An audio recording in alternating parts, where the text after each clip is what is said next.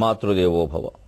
కన్నింత త్రిప్పనీయవు నన్నేమొనరింపదలచినావో తల్లి జగన్మాత. కన్నింత త్రిప్పనీయవు నన్నేమొనరింపదలచినావో తల్లి. ఇన్నేళ్ల శ్రమ ఫలమును కన్నుల ముందుంచదలచి కథ అల్లెదవో. ఇన్నేళ్ల శ్రమ ఫలమును కన్నుల ముందుంచదలచి కథ అల్లెదవో.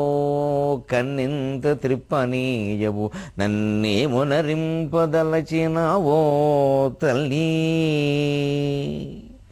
ఏబిఎన్ ఆంధ్రజ్యోతి ప్రేక్షక మహాశయులందరికీ నవజీవన వేదం అనే కార్యక్రమంలో 944వ భాగానికి స్వాగతం పలుకుతుంది. మనం ఈ నదుల రవాణా ఆగిపోవడం వల్ల జీవితంలో కేవలం ఏదో వస్తువులు రావడం రాకపోవడం, ఆర్థికమైన లాభాలు నష్టాలు మాత్రమే కాదండి, కొన్ని రకాల భాషాపరమైన మాధుర్యాలు కోల్పోయాం మనం. ఏముంది సింగనాదం జీలకర్ర అంటారండి, ఇప్పటికీ ఉంది వాడుక. ఏముంది సింగనాదం జీలకర్ర. ఈవేళ తరానికి మీరు చెప్పండి ఇదేమిటని, ఐ డోంట్ నో అంటారంతే. జాతీయాలు, సామెతలు, నానుడులు, నుడికారాలు మన వాడుకలోంచి పోతున్నాయంటే మనం సాంస్కృతికంగా మరణించినట్టే లెక్క. నన్ను మన్నింతుడుగాక. ఎంత తెచ్చిపెట్టుకున్నా ఇంగ్లీషు సంస్కృతి, ఇంగ్లీషు సంప్రదాయాలు, ఇంగ్లీషు జాతీయాలు మనకు వంట పట్టవు. అది సాధ్యం కాదు. అది రక్తం మార్పిడి, జరిగే పని కాదు అది. అవి వంట పట్టవు, ఇవి పోతున్నాయి.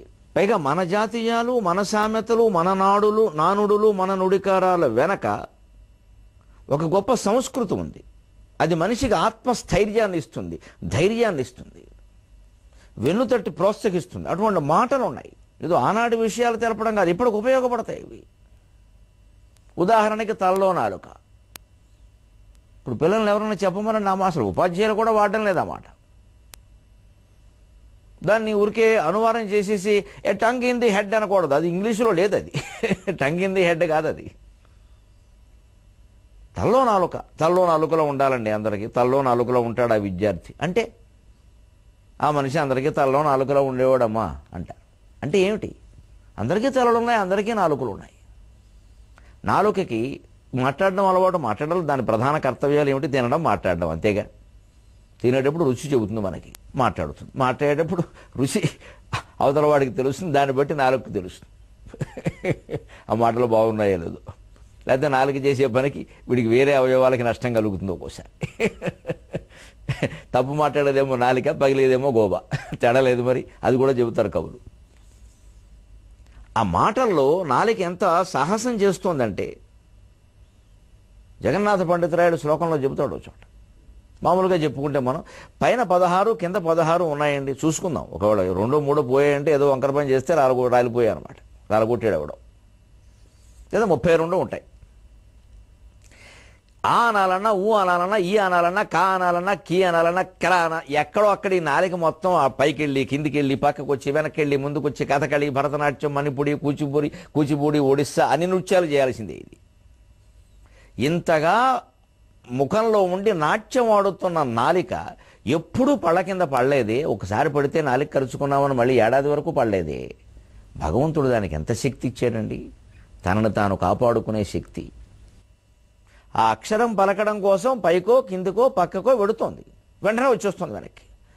మన ఉద్యోగాల్లో, మన సంసారాల్లో, మన సామాజిక జీవితంలో అలా ఉండగలిగితే ఎంత సుఖంగా ఉంటామండి. అది తలలో నాలుక. వీరుంటే నేను ఉండను, వారుంటే నాకు కుదరదు అంటే కుదరదని ఉంటారు అక్కడ వాళ్ళు.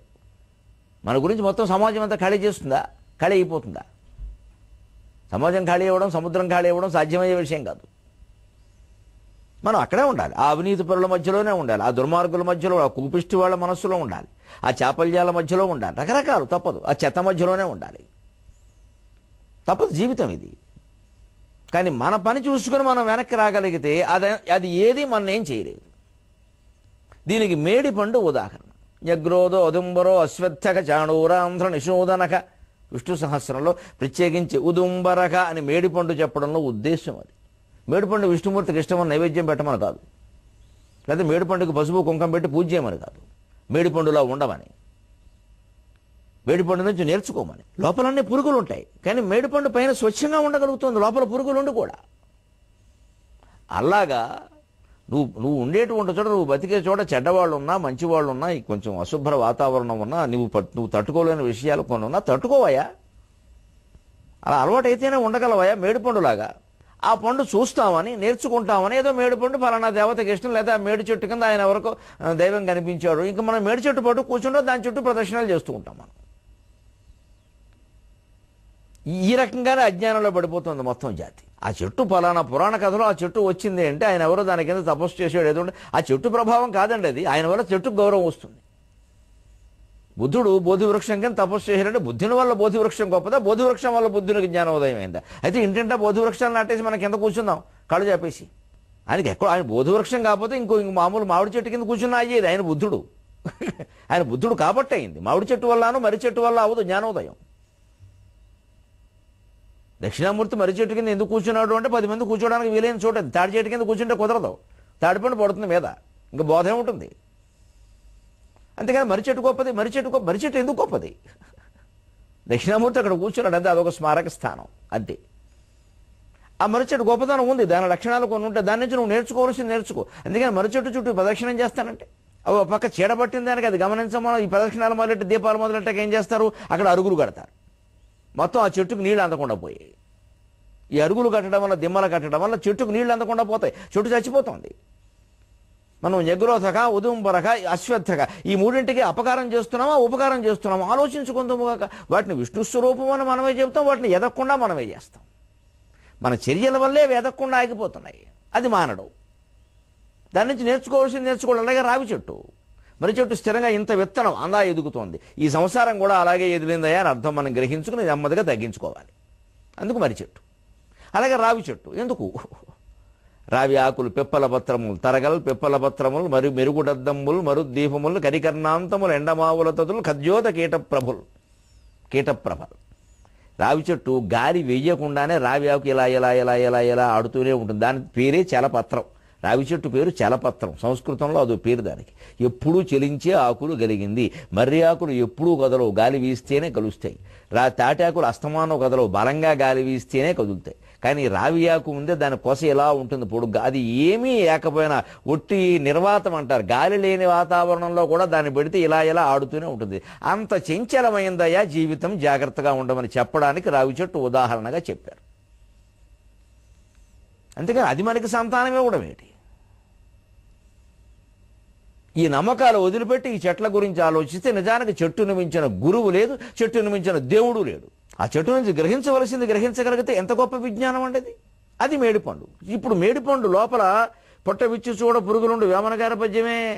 మేడిపండు చూడ మేలిమయ్యుండును, పొట్ట విచ్చి చూడ పురుగులుండు. అందుకని అందరినీ చూడగానే నమ్మేకయ్యా, పైకి మేడిపండులో అందంగానే ఉంటారు, లోపల పురుగులు ఉంటాయి, బుద్ధి మంచిది కదయ్యా, కాస్త ఆలోచించుకో. నమ్మేస్తే ఏమవుతుంది, ప్రమాదాలే జరుగుతాయి. అలాగా ఆ మేడిపండు ఎలాగైతే మళ్ళీ అందులోంచి మళ్ళీ ఇంకో కోణం ఆవిష్కరిస్తే ఇంకో మాట, లోపలంత కుళ్ళిన పురుగులో మరోటో పురుగులో పుట్టరో ఏదో ఉన్నా పైకి మేడిపండు బాగానే ఉంది కదా, దీని ప్రభావం దాని మీద పడ్డం లేదు కదా. అలాగే మన కుటుంబంలోనూ మనం పనిచేసే చోట మనకి మరో చోట కొంతమందితో చెడ్డవాళ్ళు ఎవరో ఉన్నా, అవినీతి పరులు ఉన్నా, వారి ప్రభావం మన మీద పడాల్సిన పనేం లేదండి. ఉండొచ్చు. అంతా ఎలా ఉన్నప్పుడు మనం ఏం చేస్తాం, మనకు కూడా అలా ఉండాలని ఉంది. చెప్పరాదా ఆ విషయం, మరి మొహమాట పడతాం ఎందుకు? మనకు కూడా అలా ఉండాలని ఉంది, అది విషయం. మనకు ఉండాలని లేకపోతే బాగానే ఉండొచ్చు, విడిగానే ఉండొచ్చు, వారితో కలిసి కూడా ఉండొచ్చు, వారితో నవ్వుతూ కూడా ఉండొచ్చు, అభ్యంతరం లేదు. వారితో తగద పెట్టుకోకల్లా మన పని మనం చేసుకోవచ్చు. కొన్నాళ్ళకి వాడే మారుతాడు, మారకపోతే వాడికేమో మనకెందుకు. ఇది ఉదుంబరక. అలాగే తలలో నాలుకలా కూడా అంతే, నాలుకను బట్టి మనం నేర్చుకోవాలి. నాలుకని పీకేస్తామా పళ్ళ మధ్యలో, కానీ ముక్కపళ్ళు, మూతిపళ్ళు, కూరపళ్ళు, కోసుపళ్ళు అన్ని రంపాల్లో ఉంటాయి, బ్లేడ్లాగా. దాని మధ్యలో నాలుక జీవిస్తుంది. నా నాలుకంటే ఏమిటండి, వెన్నముద్దకు రంగు ఇస్తే నాలుక అంత మెత్తగా ఉంటుంది. నరం లేని నాలుక అదే బతుకుతోంది. వెన్నుపూసు ఉందా, కాళ్ళు ఉన్నాయా, చేతులు ఉన్నాయా? మనం మనుషుల మధ్యలో మనం ఉండలేమండి, పరిపోవాలా? ఇది ఒక జాతీయం నుంచి, తలలో నాలుక నుంచి ఇంత నేర్చుకుంటే ఇంకొక అద్భుతమైన జాతీయం మనం మర్చిపోయింది. ఇక్కడ నదుల రవాణా సందర్భంగా సముద్రం గుర్తు చేస్తుంది. ఏమయ్యా, సింగనాథం జీలకర్ర, సింగనాథం జీలకర్ర అంటారు కదయ్యా, సరదాగా మాట్లాడతారు. ఏముందమ్మా సింగనాథం జీలకర్ర అంటారు. అది ఎలా వచ్చిందో తెలుసా? హెచ్చిన శృంగనాదములనెల్లెడ హెచ్చిన శృంగనాదములనెల్లెడ వచ్చెను జీలకర్ర రావచ్చు కొనంగవచ్చు అని భాషణమే కనరాదు నేడు. హెచ్చిన శృంగనాదములనెల్లెడ వచ్చెను జీలకర్ర రావచ్చు కొనంగవచ్చు అనుభాషణమే కనరాదు నేడు. వివ్వత్సుని బాణవేగమున వస్తువులేగిన లాభమేమయ వివ్వత్సుని బాణవేగమున వస్తువులేగిన లాభమేమయ. హెచ్చిన ఖర్చులన్ ధరలు హెచ్చెడు సూదులు బాదులయ్యడిన్ హెచ్చిన ఖర్చులన్ ధరలు హెచ్చెడు సూదులు బాదులయ్యడిన్. మార్పులు మార్పులు మార్పులు అంటే ప్రజల జీవనాన్ని ప్రశాంతంగా సాగించేది మార్పు, ప్రజల జీవనంలో మనశ్శాంతిని పెంచేది మార్పు, ప్రజల జీవనంలో ఆనందాన్ని పెంచేది మార్పు, ప్రజల జీవనంలో పొదుపును పెంచేది మార్పు, ప్రజల జీవనంలో భక్తి జ్ఞాన వైరాగ్యాలను పెంచేది మార్పు. అంతేగాని శరీరాలను పెంచేది మేడల్ని పెంచేది మార్పు కాదండి, అక్రమ ధనాన్ని పెంచేది మార్పు కాదండి. మార్పు కోరుకోవలసింది మనం అక్కడ. అప్పుడు ప్రతి మార్పుని మనం పరిశీలించాలి. ఈ మార్పు నా జీవితంలో అవసరమా? మార్పు కోసం మార్పు కాదండి, కళ కోసం కళ కాదండి, కళ సమాజం కోసం, మనిషిని చైతన్యవంతుని చేయడం కోసం కళ, కళ కళ సమాజం కోసం, కళ మనిషి కోసం, కళ సకల జీవుల కోసం, వాటి అభివృద్ధి కోసం, వాటి జీవన విధానం కోసం. అంతేగాని కళ కోసం కళ, మార్పు కోసం మార్పు, ఇదేమిటిది? ఉట్టు మార్పు కోసం చేంజ్ ఫర్ చేంజ్. ఎందుకు ఆ చేంజ్? మామూలు డబ్బు చిల్లర డబ్బులు కావాలన్నా చేంజ్ ఎందుకు? చిల్లర డబ్బులు అవసరమైతేనే తీసుకోండి. అంతేకాని ఊరికే ఒక 1000 రూపాయలకి 5 పైసల బిళ్ళలు పోగేసి పెట్టుకుంటాడు ఎవడన్నా ఎత్తినండా. ఏ మార్పు మనం కోరుతున్నా దాని ప్రయోజనం ఏమిటని ఆలోచించద్దా? అంతిమంగా దానివల్ల నష్టపోతామో లాభపడతామో ఆలోచించద్దా? ఈ సెల్ ఫోను 6 నెలలుగా వాడుతున్నాను, బాగులేదు, మార్చేద్దా? 6 నెలలుగా వాడబట్టి బాగులేదా? అయితే మార్చేయాలా? ఏం మారుస్తావు? ఒక్కడు కూడా మరి శరీరాన్ని మార్చేద్దామని ఆలోచించడే? ఇప్పటికి 30 ఏళ్ళు బతికం, అనవసరం మార్చేద్దాం అని ఆలోచించడే? దాని ఇంకా 90 ఏళ్ళు బతకడానికి ఏం చేయాలో చూస్తాడు. వస్తు సంస్కృతి శరీరాన్ని ప్రభావితం చేస్తుంది, వేళ మొత్తం జీవితాన్ని ప్రభావితం చేస్తుంది. ఏమీ లేకుండా పుట్టిన రంగు మార్పు, డిజైన్ మార్పు. ఎందుకు ఆ మార్పు? పూర్వం రోజుల్లో ఎలా ఉండదు? హెచ్చిన శృంగనాదముల జీలకర్ర పడవల్లో వచ్చేది, ఉప్పు పడవల్లో వచ్చేది, ఎక్కడెక్కడి నుంచో పట్టుకొచ్చారు. రవాణా ఖర్చు లేదు, సహజ జల ప్రవాహాలు సాగుతూ ఉంటాయి, ఆయిల్ వాడలేదు, ఖర్చు లేదు. ఊరికే అందులో కుటుంబమే, వాళ్ళకేముంది, తిండి పెడితే చాలు పాపం ఉండేవారు. అలాగా ఓ మనిషిని ఊళ్ళోకి పంపించేవారు. జీలకర్ర వచ్చిందని చెప్పాలిగా మరి. కాలువ దగ్గర ఆ పడవ గట్టుకు చేర్చి కట్టేసి, పెద్ద కొయ్య కట్టేసి అక్కడి నుంచి ఓ మనిషిని పంపేవారు. ఆ మనిషి ఇంటింటికి వెళ్ళి తలుపు కొడతాడు. ఆయన ఎవరో పరాయివాడండి, తలుపు కొడితే ఎలాగండి? బాగుండదండి. ఎన్నిళ్ళకి చెబుతాడండి? ఆయనకి శ్రమ, వీళ్ళకి ఇబ్బంది.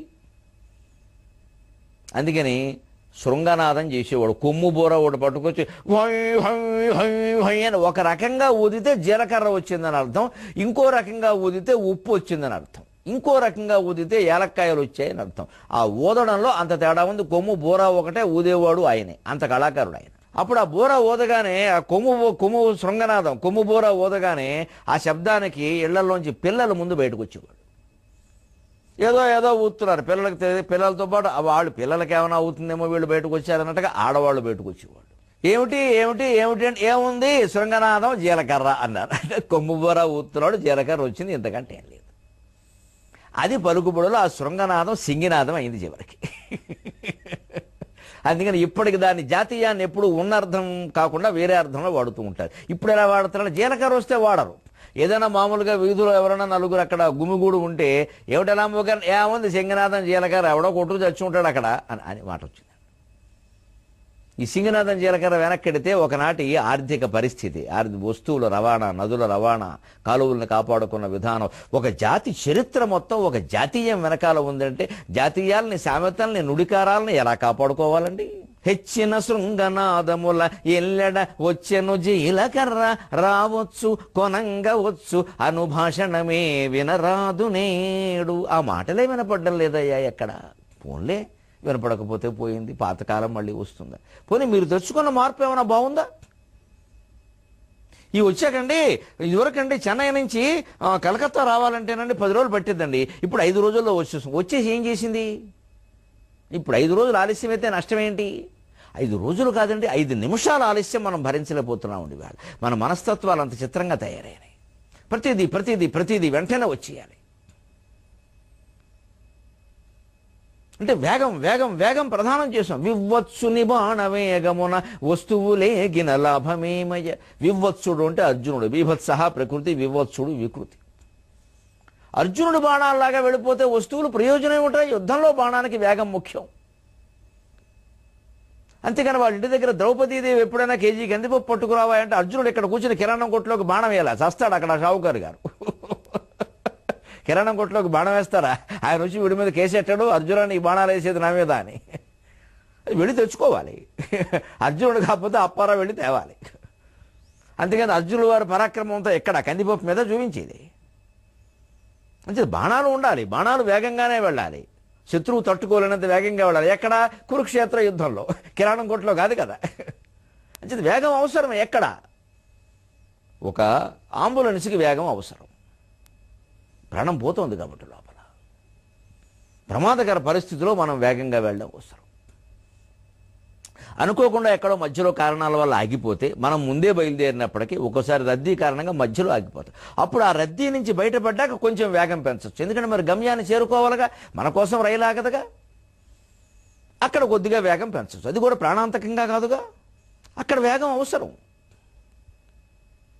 మాకు అవధానాల్లో ఆశువు అంటారు, ఆశువులో వేగం అవసరం. అక్కడ అరగంటకో మాట రాకూడదు, నోటమాట ఆక్షేపిస్తారు. ఇక్కడ పద్యం అంతా చెప్పేయాలి. ఏదో 1 నిమిషం 2 నిమిషాల్లో ఆ పద్యం అయిపోవాలి. అందుకే అందులో ఏదో మహాకవిత్వం ఉండాలి, అలంకారాలు ఉండాలని ఆశించరు. అడిగిన విషయం వస్తే చాలు. వినాయకుడి మీద పద్యం చెప్పండి అని ఆశువులో అడిగితే వినాయకుడికి నమస్కారం అంటే చాలు. అది పద్యంలో ఇమిడితే చాలు, ఛందస్సు యతి ప్రాస లోపం లేకుండా. అందులో మహాకవిత్వం ఉండాలని ఎవరు ఆశించరు. ఒకవేళ అదృష్టవశాత్తు పడితే అది గొప్ప విషయం. అదే వర్ణనాంశం ఉంటుంది అవధానంలో, అక్కడ ఖచ్చితంగా కవిత్వం ఆశిస్తారు. ఎందుకంటే అక్కడ స్వేచ్ఛ ఉంది కవికి. అది అవధానంలో ఎప్పుడు మొదట ఆవృత్తిలో వర్ణనకిచ్చిన అంశం మీద ఒక పసిపిల్లాడు నవ్వును వర్ణించండి అన్నారు. ఒక మాటే చెబుతారు, ఒక పాదమే చెబుతారు. మొదటి ఆవృత్తిలో మొదటి రౌండ్లో ఒకటే పాదం. మళ్ళీ రెండో ఆవృత్తి వచ్చినప్పుడు రెండో పాదం చెబుతారు. మూడో ఆవృత్తిలో మూడో పాదం, నాలుగో ఆవృత్తిలో నాలుగో పాదం చెప్పి చివరిలో మొత్తం పద్యం అప్పగించాలి. ఇలా అష్టావధానం అయితే 8 6 పద్యాలు, కనీసం 5 పద్యాలు అప్పగించడం ఉంటుంది. శతావధానం అయితే 75% 75 పద్యాలు అప్పగిస్తారు. సహస్రావధానం అయితే 1000లో 75%, 750 పద్యాలు ఏకధాటిగా అప్పగించాలి. ఒక రోజు పట్టని, 2 రోజులు పట్టని. ఈ ధారణ ప్రవాహం ఎలా ఉంటుందో చూడాలి అంటే ఇప్పటికే యూట్యూబ్లో నేను మొన్న విజయవాడలో చేసిన శతావధానం మహాధారణ 75 పద్యాలు 35 నిమిషాల్లో అప్పగించిన ఘట్టం ఉంది, చూడండి. ఇంకా ప్రత్యక్షంగా చూడాలి అంటే రేపు జూలై 14, 15, 16 తేదీల్లో అరసవిల్లి సూర్యనారాయణ స్వామి దేవస్థానంలో శతావధానం జరగబోతోంది. 3వ రోజు సాయంత్రం 75 పద్యాలు ఏకధాటిగా అప్పగించడం జరుగుతుంది. వచ్చి చూడండి. ఆశువులో వేగం ఆశిస్తారు, ధారణలో వేగం ఆశిస్తారు. ధారణలో పద్యాలు ఇప్పుడు 10 పద్యాలు చెప్పాలంటే 10 నిమిషాలు పట్టచ్చుకొని 15 నిమిషాలు పట్టండి. అంతేగాని 10 పద్యాలకు గంట సేపు చెప్పాడంటే ధారణ లేదనమాట. పంపేసి ఇంకా అవధానాలు మానేయడం మంచిది. పక్క నుంచి ఎవరో అందించి కుదరదండి. అలాగా నిమిషానికి 2 పద్యాలు చెప్పేవాళ్ళు కూడా ఉన్నారు ధారణలో. ఇప్పుడు నిమిషానికి 1 పద్యం, పోనీ 2 నిమిషాలకు 1 పద్యమైనా అవ్వాలి. కానీ ఒక్కో పద్యానికి 5 నిమిషాలు పడుతుంటే ప్రేక్షకులు ఎక్కడ కూర్చుంటారు. పద్య నిర్మాణంలో పట్టొచ్చు, ధారణలో పట్టకూడదు. అంటే దేని పద్ధతులు దానికి ఉంటాయి. జీవితమేనా అంతే. కొన్ని వస్తువులు వేగంగానే వెళ్ళాలి, కొన్ని వెళ్ళకూడదు. అన్నిటికీ వేగమేనా? వివచ్చుని బాణవేగమైన వస్తువులేగిన లాభమేమయ. హెచ్చిన ఖర్చులను ధరలు హెచ్చడు, సూదులు బాదులయ్యడు. దీనివల్ల ఈ వేగం వల్ల జరిగింది ఏమిటి అంటే అనవసరంగా పెట్రోల్ వాడేసేసి, డీజిల్ వాడేసేసి, ఖర్చులు పెట్టేసేసి, ఆ ఖర్చులన్నీ సరుకుల మీద వాడేస్తే చివరికి సూదులు బాదులయ్యాయి. సూదంతుండే వస్తువు సర్వీబాదంత అయింది దాని ఖరీదు. పావలా వస్తువు 10,000 అయింది. పైగా కొలది విలంబమైన ఎడ కొంపలు ముంగెడిదేమి. ఆ కాలువలో ప్రయాణం చేస్తూ ఉంటే సరుకుతో పాటుగా ఆ కుటుంబం, పోని మనకు కూడా అవకాశం ఇస్తే ఎక్కి కూర్చుంటే ఎంత బాగుంటుందండి ఆ పడవ ప్రయాణం. కొలది విలంబమైన ఎడ కొంపలు మున్గెడిదేమి, ఏటిలో అలల కలల్ ప్రయాణములకు అద్భుత సీమలుగావే. ఏటిలో అలల కలల్ ప్రయాణములకు అద్భుత సీమలుగావే. చెట్లు చీమలు పులకింపగా ప్రకృతి మంత్రము పిట్టలు పాడుచుండ. చెట్లు చీమలు పులకింపగా ప్రకృతి మంత్రము పిట్టలు పాడుచుండ. నిష్కలుష మహాపదమ్ములను సాగగా కవి. నిష్కలుష మహాపదమ్ములను సాగగా పెట్టియు పుట్టగావలెన్. నిష్కలుష మహాపదమ్ములను సాగగ పెట్టియు పుట్టగావలెన్. పెట్టి పుట్టాలయ్యా, మీకు ఆ యోగం ఎక్కడదయ్యా? జీవితంలో అందాలు ఆనందాలన్నీ దూరం చేసుకుని హడావిడిలో పడి చచ్చిపోతున్నారయ్యా. రోగాలు కొని తెచ్చుకుంటున్నారు ఈ వేగం కారణంగా. అది వేగమా రోగమా? ఎందుకు ఆ వేగం? జీవితంలో సుఖశాంతులు నింపలేని వేగం ఒక వేగమా? అది ఉద్వేగం అండి. వేగం ఎలా అవుతుంది? కొలది విలంబమైన ఏడ కొంపలు మునిగడిదేమి? కొంచెం ఆలస్యమైతే నష్టం ఏమిటండి? ఏసీ హోటల్లో కూర్చుని ఓ పెసరట్టు ఉప్మా చెప్పాక వాడు పట్టుకొచ్చే వరకు అరగంట సేపు ఆ డిమ్ లైటింగ్లో దోమలు పురుగులు కూడా చూస్తూ కూర్చుంటున్నామే. బయట కూర్చోలేవా? ఈలోపు కొంపలు అంటుకుపోతాయా? నడిచి వెళ్ళి కొన్ని పనులు చేసుకోలేమా? బండి వేసుకెళ్ళిపోవాలా? ఎందుకు బండి వేసుకెళ్ళడం వల్ల ఏమవుతుంది? తొందరగా తేవచ్చు. తొందరగా తెచ్చి ఏం చేస్తావు? ఇంకాసేపు టీవీ చూస్తావు, ఇంకొంచెం పొట్ట పెరుగుతుంది, ఇంకో అంగుళం. ఈ కుర్రాడు బండి వేసుకు బయటికి వెళ్ళి తొందరగా తెచ్చి ఏం చేస్తాడు? మళ్ళీ సోఫాలో కూలబడి అని ఇలా కూర్చుని వేస్తాడు ఒక రిమోట్, దొన్నపోత మెడలో బలిపేసినట్టు ఇలా కూర్చుంటాడు. వీడు పొట్టంత లావు అవుతుంది. రేపు పొద్దున పెళ్లి కూడా అవదు ఈ వెధవకి. ఎందుకంటే తొందరగా చేసేదేం లేదు ఇక్కడ. అదే బండి వేసుకెళ్ళకుండా నడిచెడితే సావకాశంగా వస్తాడు, తెస్తాడు, పొట్ట రాదు, వ్యాయామం. అబ్బాయి అది నచ్చదండి. మళ్ళీ దీనికి ఎప్పుడైనా పొట్ట పెరిగిందంటే ఇట్స్ అపీరింగ్ సంథింగ్. మళ్ళీ ఇంగ్లీష్ ఒకటి మొదలెట్టి ఇక్కడ ఓ 10,000 పెట్టు సైకిల్, ఓ టీఎంటీ టెస్ట్ అని, ఒకటి రెడ్మిల్ టెస్ట్ అని ఓ సైకిల్, ఒక బెల్ట్ ఒకటి కొంటాడు. దాని మీద పరిగెడుతూ ఉంటాడు. అది పరిగెడుతుంది, వీడు కాదు.